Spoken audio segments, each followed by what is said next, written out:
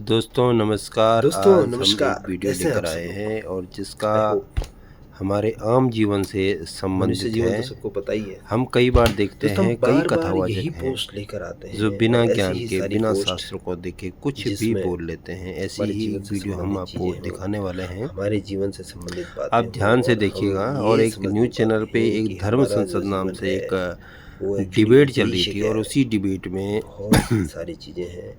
हमारे जो अनिरुद्धाचार्य शास्त्र जी हैं उनमें अनिरुद्धाचार्य बहुत जी सारी बोल बातें रहे तो कही गई कुछ। है, लेकिन हम अब समझ आगे नहीं पा आप रहे ही क्या कारण देखिएगा है? कि और कारण आप ही डिसाइड लज्जा, कीजिएगा कि क्या बोल रहे हैं, किसके बारे गुलामी, में बोल रहे हैं।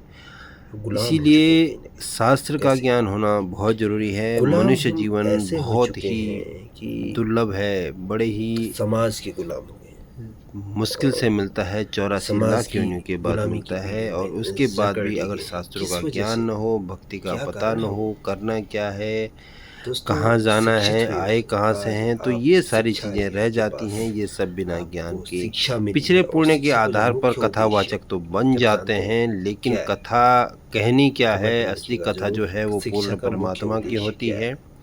और पूर्ण परमात्मा दोस्तों की कथा वही कर शिक्षा सकता का है जो जिसको उस उद्देश्य है कथा के बारे में पता है।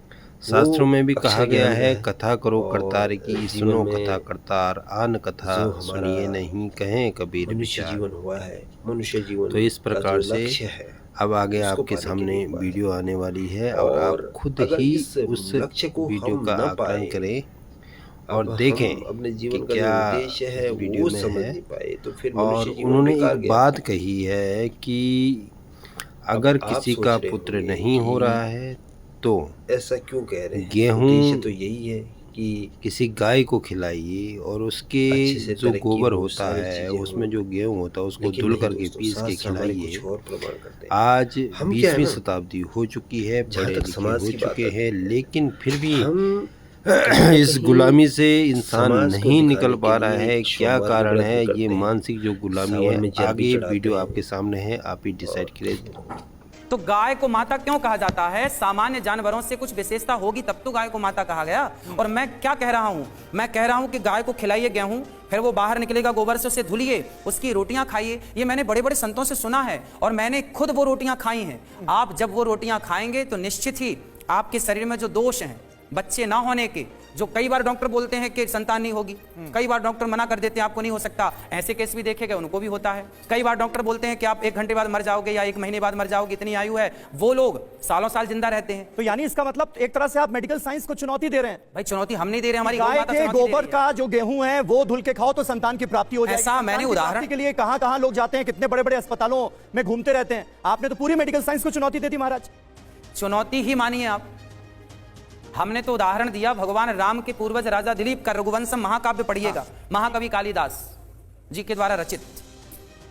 ठीक है, तर्कशास्त्री कुछ हमारे साथ मौजूद हैं और ये मुझे लगता है बहुत इंपॉर्टेंट सवाल है जिस पर आप लोग रिएक्ट करना चाहेंगे। आप क्या कहना चाहेंगे? गाय के गोबर का जो गेहूं है उसे धुलकर खाओ तो संतान की प्राप्ति होगी, क्या है आपके हिसाब से? देखिए, पुरानी किताबों में तो बहुत सारी ऐसी बातें हैं जो मिथ्या है, पहले उनकी खोज करनी रघुवंशम को आप चाहिए। मिथ्या कह रहे हैं? आज सारी ये बातें महाकवि साबित हो चुकी कालिदास है। की बातों को आप मिथ्या कह सारी देंगे? बातें साबित हो चुकी है। आपने पढ़ा कि- रघुवंशम? हाँ, रघुवंश पढ़ा है, संस्कृत भी पढ़ी है। आप ये कहकर मत डराइए कि रघुवंश पढ़ लिया तो आप नहीं ज्ञानी तो हो आप गए। उसको रघुवंश हमने पढ़ा है। आप उसको अब बाबा सुन तो लीजिए, सुन तो लीजिए। आज ये प्रमाणित हो चुका है कि स्त्री और पुरुष के मिलने से बच्चे पैदा होते हैं, गाय का गोबर खाने से बच्चे पैदा नहीं होते हैं। ये सभी लोग जानते हैं। सबको जिनके भी बच्चा पैदा होना हुए हैं। चाहिए, सबको बच्चा किससे पैदा होना होता चाहिए, है? किसी को बच्चा ऐसा क्यों किससे कि नहीं पैदा होता है? आपके भक्तों से पूछ लीजिए बच्चा उनको कैसे पैदा हुआ। अच्छा ये बताइए, हाँ। आपने कहा कि स्त्री पुरुष के मिलने से बच्चा पैदा होता है, तो सारे स्त्री पुरुष तो मिल रहे हैं, फिर भी क्यों बच्चे पैदा होने की इसलिए समस्या खड़ी है? जनसंख्या बढ़ रही है, इसलिए जनसंख्या बढ़ रही है, इसलिए हम 150 करोड़ हो गए हैं। अरे भाई फिर ये केस क्यों है वो कि गाय बच्चे का नहीं हो गोबर रहे खा हैं? के नहीं हुए हैं 150 करोड़। ठीक है, तो सवाल क्या है आपका? मेरा सवाल ये है कि मिथ्या बातों को छोड़िए और कुछ तार्किक बात कीजिए, समाज ये को तार्किक बात है, आप मानो ना जवाब मानो। दीजिए बाबा। और आपने जिक्र किया अब कि जैसे- धर्म ग्रंथों को आपने पढ़ा है, कौन से धर्म ग्रंथ में ये लिखा है क्या? कि गाय का गोबर खाने से और गेहूं उसमें से निकाल के खाने से संतान की प्राप्ति होती है? जी, वहाँ पब्लिक से बात करिए। क्या क्या कहना चाह रहे? यहाँ बताइए। हाँ, एक एक करके आराम से। राधे राधे। गोबर खाने से महाराज जी नहीं बोला, जो उसका गेहूं निकलता है उसे धोने किसमें के से? बाद- गेहूं किसमें से निकलता गाय जो गोबर करती है, गोबर जो करती है, गाय के गोबर से जो गेहूं निकलता है वो खाना है? हाँ, वो नहीं, गेहूं धो के खाना है। गेहूं धो के खाना है। हाँ, उसे पिसवा के। ठीक है, ठीक है।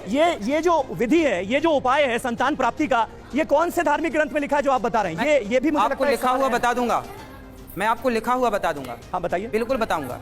कौन से आपने मेरे को पहले बताया होता तो मैं लिखी हुई प्रमाणित पुस्तकें लेके आ जाता। हाँ हाँ आपने बताया नहीं ना पहले कि आपको ये पुस्तक लानी है प्रमाण। चलिए, हाँ ये पीली मैया को बात करा।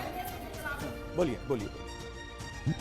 कि ये हमारे आचार्य जी कह रहे हैं, व्यास जी, कि ये गेहूं खाने से बच्चे होते हैं। हमने और भी कैसी दवाइयाँ हैं, एक यही नहीं है हमारे पास, और भी हमारे पास बहुत उपाय हैं जिनसे खाने से बच्चे भी होते हैं और लड़के भी हो जाते हैं। ऐसे ऐसे भी उपाय हैं। ये तर्कशास्त्री जी क्या हर चीज को लिखित में दिखाएंगे हमको। मतलब तर्कशास्त्रियों को, वैज्ञानिकों को, डॉक्टर्स को नहीं पता क्या? क्यों सारी ठीक है, चीज यहाँ पर कोई कुछ बोलना चाहेगा इस पर? यहाँ पर कोई कुछ बोलना चाहेगा आप में से? जी। उन्होंने बोला गोबर नहीं खाना, जल्दी से। गोबर से निकला गेहूं खाना है। तो गोबर से निकला ही गेहूं क्यों खाना है? गेहूं तो हम रोटी में भी बना के खाते हैं। ये क्या बात है कि गोबर से निकला गेहूं खाना है? ठीक है, ये क्या बात हुई कि गोबर से निकला हुआ गेहूं खाना है?